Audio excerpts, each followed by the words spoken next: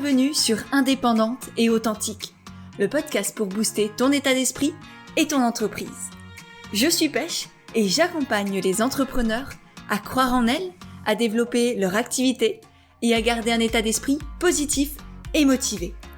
Chaque mercredi, je te partage des conseils autour de l'entrepreneuriat, une réflexion de développement personnel ou encore l'interview d'une femme inspirante qui te partagera sa vision de la vie et de l'entrepreneuriat. Et aujourd'hui, on se retrouve pour parler de comment avoir des abonnés engagés. On va parler du coup forcément d'engagement, d'humain, de soutien, de vraiment, je vais t'expliquer comment créer de vraies connexions avec les gens, comment avoir des retours constamment sur ce que tu crées, par exemple des posts Instagram, des podcasts, des vidéos sur YouTube, parce que je sais à quel point ça peut être frustrant de tout donner dans ces contenus, dans ce que l'on a envie de partager et de se retrouver avec le commentaire d'un robot ou quelques likes par-ci par-là, mais rien de réellement concluant et on a l'impression d'une part de travailler dans le vide et d'autre part de ne servir à rien, de pas avoir d'impact, alors que parfois les gens nous lisent mais ne prennent pas forcément le temps de nous répondre. Donc voilà, l'idée dans ce podcast, c'est vraiment de te donner les clés pour réussir à avoir du soutien, des partages, des commentaires, etc., etc. Et non seulement ça va te booster, ça va te remotiver, et en plus, c'est aussi en créant cet engagement avec les gens que ces personnes vont devenir au fur et à mesure des potentiels clients et à la fin des vrais clients. Parce que, on va pas se le cacher, si on est là, c'est non seulement pour se sentir épanoui, pour aider les autres, pour se sentir utile au monde, mais aussi forcément pour avoir des clients et gagner de l'argent. Et c'est tout à fait normal. Donc c'est parti pour mes petits conseils. Juste avant, je tenais à remercier Mam Philae qui a partagé le dernier épisode de podcast dans ses stories sur Instagram. Mam Philae qui d'ailleurs fait un travail extraordinaire auprès des mamans. Donc si tu es une maman, je te mettrai son compte dans les notes de l'épisode. Et si toi aussi tu veux me soutenir, si tu apprécies le podcast, eh bien n'hésite pas à faire de même, à partager l'épisode dans tes stories sur Instagram en me taguant. Ça me permettra de te remercier et de te repartager. Et sur ce, revenons au sujet du jour. Et pour commencer, je pense que c'est important que je clarifie un peu ce terme d'engagement. Le taux d'engagement, c'est un terme que moi j'ai appris notamment dans mes études de marketing, de communication, qu'on entend énormément dans cet univers-là, mais qui est pas forcément connu de tous, alors que vraiment c'est une sorte de statistique qui est très importante à regarder de temps en temps. Donc je t'inviterai à le faire juste après l'épisode. Et pour t'expliquer, le taux d'engagement, en fait, c'est simplement l'engagement de tes abonnés ou de ton public à l'égard d'une publication. Et du coup, ça permet de savoir si ta publication, elle plaît ou pas aux gens. Globalement, ce qu'on prend en compte, ce qu'on va regarder, ce sont les likes, les pouces sur YouTube, les favoris, le nombre de partages, les commentaires qu'il y a sous le post ou sous la publication et les enregistrements. Sur Instagram, par exemple, c'est hyper important d'aller regarder le nombre d'enregistrements que tu as sous tes publications. Ça te donne un bon indicateur pour savoir si ta publication plaît ou non. Et du coup, au final, le taux d'engagement, il se calcule en divisant le nombre total d'interactions sur une publication. Donc les interactions, c'est ce que je viens de te citer, les partages, les likes, etc. par le nombre total de personnes ayant vu la publication. Donc l'idée, c'est de se demander, est-ce qu'il y a beaucoup de personnes qui interagissent avec ma publication quand elles l'ont vue ou pas? Voilà. Et maintenant, pourquoi est-ce que c'est si important de connaître ce taux d'engagement et d'avoir un bon engagement dans tout ce que l'on crée? Parce qu'effectivement, il y a cette notion de ça nous fait plaisir, on se sent utile, etc., etc. Mais même d'un point de vue algorithmique, technique et entrepreneurial, eh bien c'est extrêmement important.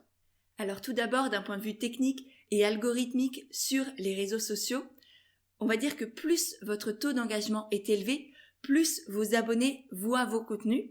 Parce qu'en fait, à partir du moment où, par exemple, Instagram prend conscience qu'il y a des commentaires sous votre post, que les gens l'enregistrent, le partagent, etc., et ben là, il va se dire « Ah tiens, ce post, il plaît aux gens » et du coup, il va aller le montrer à de plus en plus de personnes. Parce qu'au départ, quand vous publiez votre post sur Instagram, disons à 20h, eh bien au début, il n'y a pas tous vos abonnés qui vont le voir. Instagram ne va pas le montrer à tout le monde. Il prend une petite part de vos abonnés, il va le montrer et il va regarder qu'est-ce qui se passe. Est-ce que les gens interagissent? Est-ce qu'ils commentent? Est-ce qu'ils s'abonnent? Est-ce qu'ils partagent, etc. Ou est-ce que, au contraire, il se passe rien, il continue à zapper? Donc voilà, et plus il y aura d'engagement au départ, de commentaires, etc., plus Instagram va prendre conscience que votre post a de la valeur et il va le montrer à la fois à vos autres abonnés, à tous ceux qui ne l'auraient pas encore vu, et en plus, il va le montrer aussi, par exemple, dans les hashtags ou dans l'Explorer. Et du coup, il va y avoir de plus en plus de nouvelles personnes qui vont pouvoir découvrir votre profil. Et c'est par exemple comme ça qu'un contenu peut devenir viral. Les trucs qu'on voit tourner sur Instagram, sur Facebook, quand il y a des millions de partages, de commentaires, c'est parce que les algorithmes sont faits de telle sorte qu'ils vont mettre en avant les publications qui plaisent aux premiers abonnés. J'espère que c'est clair, c'est un peu complexe, un peu technique, mais j'ai essayé de simplifier au maximum. Et ensuite, d'un point de vue entrepreneurial, avoir un bon taux d'engagement, c'est aussi extrêmement important parce que non seulement plus vos abonnés s'engagent, plus c'est le signe qu'ils se sentent proches de vous, qu'ils vous font confiance et du coup qu'ils seront aptes à devenir des clients. Et ce qui est génial, c'est qu'ils viendront chez toi pour toi, parce que c'est toi, pour tes valeurs, pour ce que tu partages, etc. Et non pas parce que t'es le moins cher du marché ou qu'ils sont simplement désespérés et que t'es la première personne de qui ils ont entendu parler. Donc voilà, vraiment, le but, c'est d'avoir des clients extrêmement engagés. Et en plus, du coup, vu que l'engagement tient aussi compte des partages, des enregistrements, etc., eh bien, grâce à ces personnes-là, grâce à ces futurs clients, tu vas pouvoir avoir d'autres clients. Parce que même sur les réseaux sociaux, il y a le principe du bouche à oreille qui se fait par exemple grâce au partage. C'est notamment pour ça que moi là par exemple je vous demande aussi de partager le podcast parce que c'est une manière aussi de faire découvrir les épisodes à vos proches, à vos amis, à votre communauté. Donc voilà, l'idée c'est vraiment de créer un cercle vertueux, ce que moi j'appelle le cercle vertueux de la communication. Je te mettrai un lien pour t'expliquer un peu ce que c'est dans les notes de l'épisode parce que c'est vraiment très important de comprendre ce principe de cercle vertueux de la communication qui du coup, grâce à une bonne communication, tu vas pouvoir toucher des personnes qui vont venir vers toi, pour toi, qui vont devenir des clients, qui vont non seulement rester clients fidèles chez toi et qui en plus vont t'apporter d'autres clients et voilà, et le cercle vertueux se met en place. Donc, c'est pour ça que c'est tellement important d'avoir un bon taux d'engagement. Et maintenant, comment faire pour avoir des abonnés engagés et une vraie communauté qui nous soutient? Pour ça, j'ai 7 conseils essentiels à te partager, notamment le dernier qui est mon petit chouchou. Juste avant, il y a un gros prérequis pour pouvoir mettre en place tous ces conseils-là, c'est de connaître ton client idéal. J'en parle régulièrement, notamment dans la formation Commun Naturel, il y a tout un module là-dessus. Donc si tu as la formation, je t'invite vraiment à y refaire un tour, à bien avoir en tête ton client idéal avant de mettre en application ces conseils-là. Si tu n'as pas encore la formation Commun Naturel, reste dans les parages. En attendant, je te conseille de télécharger mon guide gratuit pour faire une première ébauche de ce client idéal-là. Je te mettrai le lien pour télécharger ce guide gratuit dans les notes de l'épisode. Il est hyper utile. Alors bien sûr, c'est une première ébauche, il est pas hyper complet parce qu'on va pas dans la psychologie de cette personne-là. Tu vas pas forcément savoir l'ensemble de ce qui est nécessaire, mais au moins tu auras une base. Et pour commencer, c'est déjà très très bien. D'autant plus que dans ce guide, il y a plein d'autres petits conseils essentiels, donc je pense qu'il pourra t'être extrêmement utile. Voilà, petite parenthèse pour le client idéal qu'il faut absolument que tu connaisses sur le bout des doigts. Sur ce, mon premier conseil, c'est d'apporter de la valeur, mais pas n'importe quelle valeur, de la valeur différenciante. D'une part, apporter de la valeur, ça signifie mettre en avant tes connaissances, tes compétences, en donnant par exemple des conseils, des astuces à tes abonnés, en faisant par exemple des posts Instagram avec 5 astuces pour prendre soin de soi au printemps ou comment faire une détox, etc. Mais cette valeur que tu as apportée, elle ne doit pas être comme tout le monde. Ça sert à rien de faire exactement, de parler des mêmes sujets de la même manière que le font tes concurrents ou tes collègues. Par exemple, si tu es naturopathe, ne fais pas juste un énième post sur la détox de printemps en énumérant les bénéfices comme on pourrait voir sur Wikipédia. Ça sert à rien, les gens, déjà, il y en a de partout au printemps, en mars, quand ça arrive, c'est une catastrophe intersidérale, ou à peu près. Et en plus, si les gens veulent bêtement, on va dire, savoir quels sont les bénéfices d'une détox, et ben comme dit, ils vont sur Google et ils tapent bénéfices détox.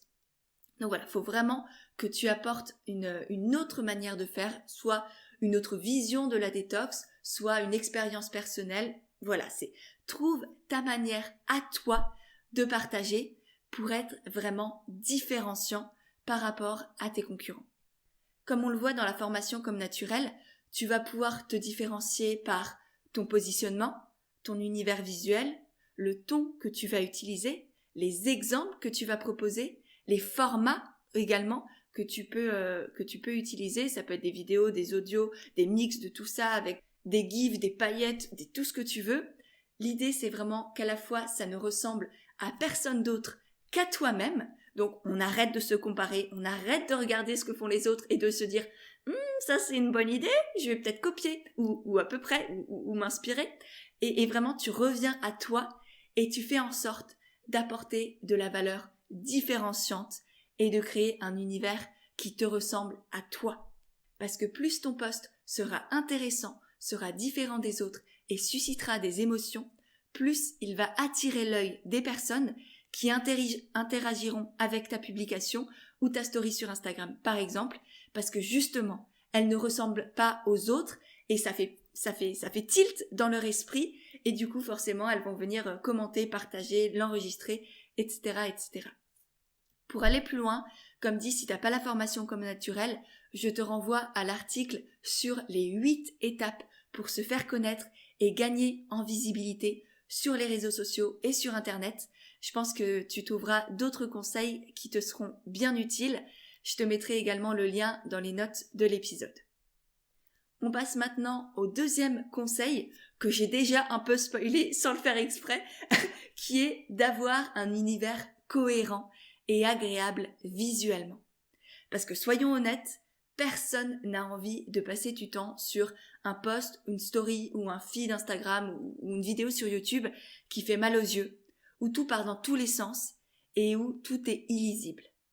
Je te conseille donc de veiller à utiliser des couleurs, des formes, des polices qui sont à la fois esthétiques et en même temps faciles à lire et à comprendre. Donc tu choisis quelques couleurs, tu prends pas toutes les couleurs de l'arc-en-ciel, quelques polices qui sont à la fois lisibles et qui en même temps attirent l'œil. Là, si tu as la formation Comme Naturel, je te renvoie au module 3 où il y a toute une partie sur vraiment l'univers visuel, comment créer un univers qui te ressemble au niveau de la personnalité et en même temps qui attire l'œil de tes clients idéaux. C'est vraiment important que tu te sentes chez toi, sur ton compte Instagram, sur ta chaîne YouTube, dans ton blog, etc. Que ça te ressemble, que tu aies envie de le développer, d'y créer, que ce soit ton petit cocon à toi. Et en plus, du coup, ça permettra aussi d'attirer, on va dire, les bonnes personnes, des personnes qui partagent ton mode de vie, tes valeurs, les mêmes appétences. Tout ça, ça se ressent aussi au niveau du visuel, dans ton univers. Donc c'est pour ça que c'est extrêmement important de travailler sur ton identité visuelle, sur ton image de marque. Parce que oui, même si tu es encore toute seule sur le bateau de l'entrepreneuriat, eh bien, tu es chef d'entreprise, tu crées une certaine marque, entre guillemets, même si tu l'as pas imaginé, ni tu la visualises pas forcément comme ça, mais mine de rien, c'est le cas. Et donc, c'est important de travailler sur l'atmosphère que tu crées dans ton univers. Ensuite, mon troisième conseil, c'est d'utiliser tous les formats disponibles. Parce que plus tu vas utiliser les fonctionnalités que les réseaux sociaux mettent à ta disposition, plus tu vas être favorisé par les algorithmes. Parce que les réseaux sociaux, ils ont un ego, on va dire, mirobolant. Et du coup, eux, tout ce qu'ils veulent, c'est que tu utilises ce qu'ils proposent. Donc, par exemple, sur Instagram, ça va être faire des stories, utiliser tous les stickers d'engagement qui sont disponibles, parce que là on est quand même dans un podcast pour parler d'engagement, donc pose des questions aux personnes qui te suivent. Les stickers d'engagement, ce sont notamment les sondages, les questions, les quiz. Donc tout ça, tu as à disposition dans les stories sur Instagram. Et c'est hyper important parce que non seulement tu montres à l'algorithme que tu utilises tout ce qu'Instagram propose, et en plus, ça te permet vraiment de créer des échanges avec tes abonnés et de ne pas être toi juste dans le partage à sens unique, qui n'est d'ailleurs pas un partage, c'est juste un don, mais vraiment du coup de créer du partage, de créer des interactions avec les gens pour savoir qui ils sont, leur poser des questions, leur montrer que tu t'intéresses sincèrement et réellement à eux. Ça, on y reviendra. Et donc voilà, utilise tous les stickers d'engagement dans tes stories, fais des stories, même si au début tu n'es pas forcément obligé de montrer ta tête, de faire des stories face cam, tu peux très bien montrer les arbres devant chez toi, montrer tes assiettes, etc. Rien que ça peut déjà générer de l'engagement et de la proximité avec les gens. N'oublie pas non plus de faire des posts avec des citations, des carousels, des infographies, vraiment tous ces formats qui sont disponibles, notamment avec l'outil Canva pour créer des visuels. C'est hyper intéressant, c'est différenciant aussi par rapport à un simple post avec une photo. Et l'idéal d'ailleurs, c'est de faire des posts partageables qui donnent envie d'être enregistrés. Donc ça, ce sont des notions qu'on voit aussi dans la formation Comme Naturel. Je vais pas m'étendre là-dessus parce que c'est pas l'objet de ce podcast, mais vraiment, c'est extrêmement important que tu réfléchisses à tes posts pour qu'ils soient partageables et qui donnent envie d'être enregistrés et d'être conservés par les personnes. Et si on continue sur Instagram, les autres formats disponibles, en plus des stories et des posts, des carousels, ça va être les lives, les reels, les IGTV, voilà, toutes ces choses-là, vraiment, hésite pas, laisse parler ta créativité, ose te faire confiance, ose sortir de ta zone de confort et l'audace de faire des choses différenciantes, c'est vraiment ça qui va non seulement envoyer des messages positifs aux algorithmes pour qu'ils mettent en avant tout ce que tu proposes et en plus qui va donner envie aux gens de venir vers toi. Mon 4e conseil maintenant, c'est de t'intéresser sincèrement à tes abonnés. Parce que pour avoir des personnes engagées aujourd'hui, il ne faut pas juste faire des contenus intéressants et avoir un univers esthétique. Ça c'est bien, mais c'est la forme, c'est le paraître. Aujourd'hui, ce que les gens recherchent, c'est de l'humanité, de la sincérité, de l'authenticité. Donc, il faut vraiment mettre de l'humain dans tout ce que tu proposes. C'est donc important de ne pas négliger tes abonnés et de t'intéresser sincèrement à eux. Et d'ailleurs, même pour toi, c'est beaucoup plus agréable d'avoir une entreprise humaine plutôt que juste d'être focalisé sur les chiffres, les statistiques, le chiffre d'affaires, etc., etc.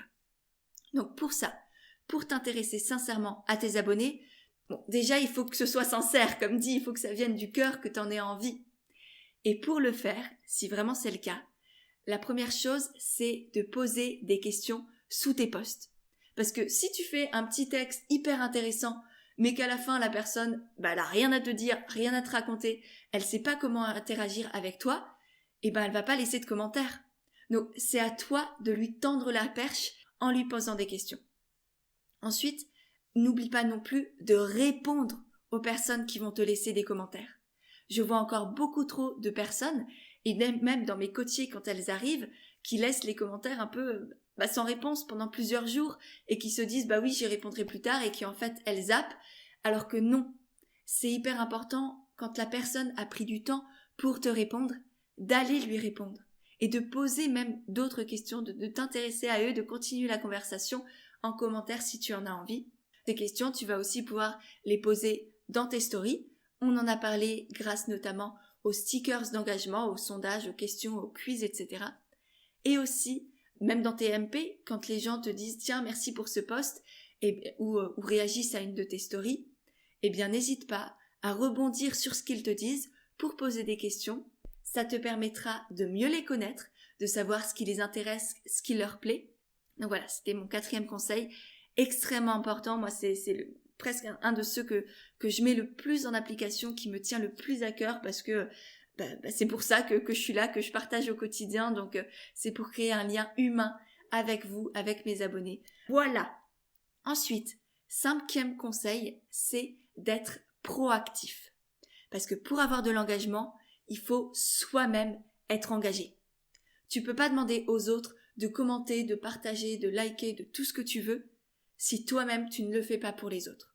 C'est trop simple, la vie ça marche pas comme ça. Pour recevoir, il faut donner. J'en parle d'ailleurs dans mon podcast sur l'abondance et sur la peur de manquer. Donc je te mettrai aussi le lien dans la barre d'infos parce que vraiment c'est un très très beau podcast que je te conseille d'aller écouter ou lire sur le blog si tu en as envie. Donc voilà, pour avoir de l'engagement, il faut nourrir soi-même l'engagement. Et donc pour ça, ça signifie commenter de manière qualitative chez tes abonnés, chez les personnes que tu suis. Pas juste mettre quelques emojis parce que ça donne juste l'impression d'être un robot. C'est absolument pas humain. Donc vraiment t'intéresser à ce que la personne raconte dans son post et interagir sur ce qu'elle dit. Ensuite, être proactif, c'est aussi aller vers des comptes de potentiels abonnés, de potentiels clients et commenter sincèrement, pas juste dans l'intention de les faire venir chez toi, mais voilà, t'intéresser à eux et en plus ça te permettra aussi de mieux connaître ton client idéal.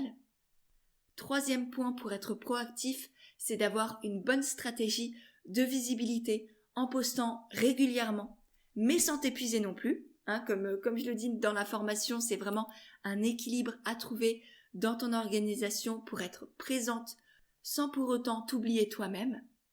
Et pour finir, être proactif, c'est si possible commenter et être engagé juste avant et juste après avoir publié un post, parce que là, c'est notamment pour les algorithmes, ça va envoyer un message positif aux réseaux sociaux, à Instagram, à Facebook, à qui tu veux, à quoi tu veux plutôt, et leur dire « Tiens, je suis présente, donc mets mon post en avant, je serai présente pour commenter, pour partager, pour échanger avec mes abonnés. » Donc voilà, si tu arrives à être là peut-être 10 minutes avant de publier ton post et 10 minutes après, notamment pour répondre aux commentaires, eh bien ce sera encore plus bénéfique pour avoir un encore meilleur taux d'engagement sous tes publications. Mon 6e conseil, qui va peut-être te déstabiliser, mais qui est néanmoins extrêmement important, c'est de faire le tri régulièrement dans tes abonnés. Et ça signifie supprimer des abonnés. Oui. Parce que le taux d'engagement, comme je te l'ai expliqué, c'est le ratio, on va dire, entre le nombre de commentaires, de likes, de partages, etc.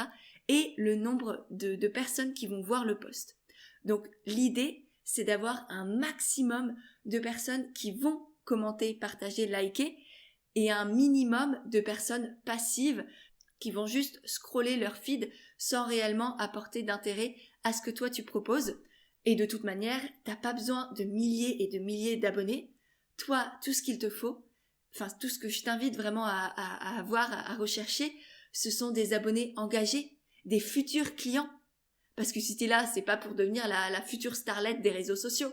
C'est pour communiquer sur ta passion, interagir avec les gens, partager, échanger et avoir des clients. Donc, prends aussi du recul sur pourquoi est-ce que tu recherches constamment des abonnés et prends conscience que tout ce qu'il te faut, c'est quelques abonnés engagés.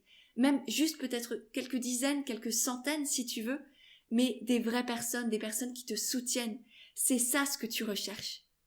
Et c'est pour ça que c'est important de régulièrement faire le tri et de supprimer les abonnés qui, entre guillemets, ne te servent à rien, et notamment les faux comptes ou les comptes fantômes qui s'abonnent pour on ne sait quelle raison et qui sont là et qui servent à rien. Donc pour ça, pour repérer ces faux comptes ou ces comptes fantômes, je t'invite à aller sur ton profil, à cliquer sur ton nombre d'abonnés et à retirer tous les profils qui sont un peu douteux. Donc les profils douteux, c'est ceux avec beaucoup d'abonnés et beaucoup d'abonnements, ceux qui n'ont pas de photos mais qui ont beaucoup d'abonnés, ceux qui ont des noms étranges qui sont avec 3 milliards de numéros à la fin par exemple, ceux qui ont des photos aussi étranges et ceux qui n'ont pas de photos de profil. Donc je te mettrai un récap dans l'article de blog lié à cet épisode de podcast pour que tu puisses aller checker tout ça et le faire calmement après avoir écouté le podcast. Donc, pas de souci, tu as le petit récap écrit, mais c'est vraiment important que tu fasses le tri dans tes abonnés pour vraiment uniquement avoir des abonnés qualifiés qui vont être engagés, qui vont pouvoir du coup voir tes posts, les partager, les commenter, etc., etc. Ce sera vraiment comme un petit ménage de printemps qui va faire le plus grand bien à ton compte Instagram. Et même pour l'algorithme, encore une fois, ça va lui envoyer un message positif et lui va montrer tes posts à de vraies personnes, à des personnes qui pourront vraiment s'engager. Et comme je te l'ai expliqué, plus tu auras d'engagement sous un post, plus Instagram va le montrer et ainsi de suite.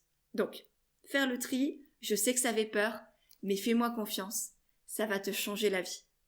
Mon 7e conseil maintenant, qui va peut-être te faire peur, mais reste là, je vais t'expliquer ce que c'est réellement. Et ce conseil, c'est de faire du storytelling. Et je sais que ce mot peut faire peur, donc je vais vraiment t'expliquer ce que c'est concrètement et tu vas voir que c'est absolument pas ce que tu penses. Et si je te dis ça, c'est parce que quand je parle de storytelling à mes coachés ou dans la formation, beaucoup me regardent de travers et me disent qu'elles ne veulent absolument pas partager leur vie privée. Et ça tombe bien parce que le storytelling n'a rien à voir avec de la télé-réalité ou je ne sais quoi pour partager sa vie privée. Comme je l'explique dans la formation Comme Naturel, faire du storytelling, c'est simplement raconter ton histoire, partager ton pourquoi, tes valeurs, des petits bouts de ton mode de vie pour créer du lien avec les gens. Mais on ne te demande absolument pas de partager ta vie intime, ni de mettre des photos de tes enfants sur Instagram par exemple, si tu n'en as pas envie. Bien au contraire. Déjà, c'est à chacune de fixer ses limites, de mettre ses barrières. Si toi tu dis, moi mes enfants ne seront jamais sur les réseaux sociaux, eh bien c'est très bien et c'est à toi de le définir et personne ne t'oblige à rien. Si toi-même tu n'as pas envie de montrer ton visage sur les réseaux, c'est tout à fait possible aussi. C'est vraiment à chacune de voir ce qui est acceptable pour lui, pour elle, sans pour autant rester dans sa zone de confort. Il faut aussi se bouger les fesses, se mettre des petits défis, des petits challenges, avancer au fur et à mesure. Mais voilà, comme toujours, c'est à toi de fixer tes règles, car comme je le rappelle souvent, c'est toi la chef d'entreprise. C'est donc à toi de définir qu'est-ce que tu as envie de partager ou non. Comme dit, ça peut être des jolies fleurs, tes assiettes, les backstage de tes créations. Il y a plein de choses à faire sans forcément être obligé de montrer ni sa tête, ni sa maison, ni qui sais-je. Voilà. Par contre, c'est important de quand même créer du storytelling dans ton univers, de partager ton pourquoi, tes valeurs, des petits bouts de ton mode de vie, parce que c'est justement grâce à ces partages-là que tes abonnés vont se sentir proches de toi et vont s'engager. D'ailleurs, si tu y réfléchis, pourquoi est-ce que tu apprécies le contenu de certaines personnes sur les réseaux sociaux ? Qu'est-ce qui te plaît quand tu lis les posts des gens ou que tu regardes des stories si on reste sur Instagram ? Pourquoi est-ce que tu t'attaches aux gens ? Est-ce que c'est juste parce qu'ils partagent des conseils et des informations, un peu en mode Wikipédia ? Ou est-ce que c'est parce qu'il y a aussi une part d'humanité ? Ils montrent un petit bout de leur personnalité, de leurs valeurs, de leur vision de la vie. Et si tu te poses réellement cette question qui t'a mettre sur pause sur le podcast, tu vas te rendre compte qu'en fait, tu t'es attaché à des personnes pour ça justement, pour qui elles sont, pour l'humain qu'elles incarnent et pour ce que vous avez en commun. Donc, si tu veux créer du lien avec les gens, si tu veux avoir une communauté et des abonnés engagés qui se sentent proches de toi, il va falloir partager des petits bouts de qui tu es.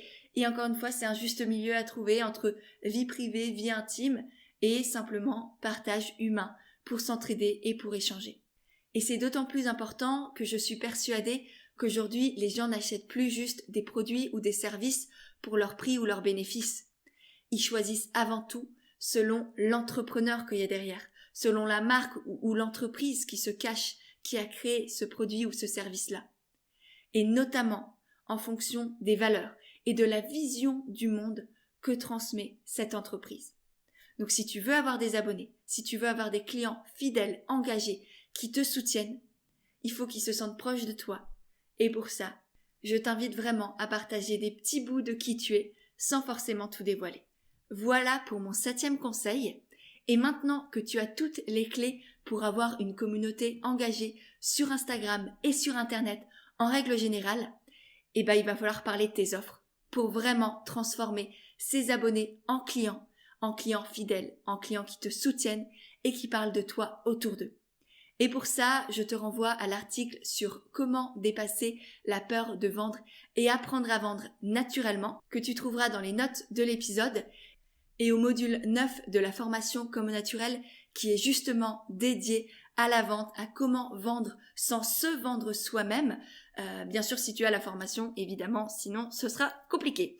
Voilou, pour te faire un récapitulatif de tous les conseils que je t'ai partagés pour avoir des abonnés engagés. 1. Apporter de la valeur différenciante. 2. Avoir un univers cohérent et agréable visuellement. 3. Utiliser tous les formats disponibles sur Internet et sur les réseaux sociaux. 4. T'intéresser sincèrement à tes abonnés. 5. Être proactif, parce que l'engagement nourrit l'engagement. 6. Faire régulièrement du tri dans tes abonnés. Et 7. Faire du storytelling sans partager ta vie privée. J'espère vraiment que cet épisode t'a plu. Si c'est le cas, n'oublie pas de le partager sur Instagram en me taguant dans ta story pour que je puisse te remercier et te repartager. Aussi, je te serai extrêmement reconnaissante si tu prenais 3 secondes et demie pour mettre une note et un commentaire dans ton application de podcast, notamment si tu es sur Apple Podcast. S'il te plaît, c'est comme ça que le podcast peut continuer de grandir, de toucher de plus en plus de personnes. Donc voilà, prends ces quelques instants pour mettre des étoiles et un petit commentaire sur ce que tu en penses.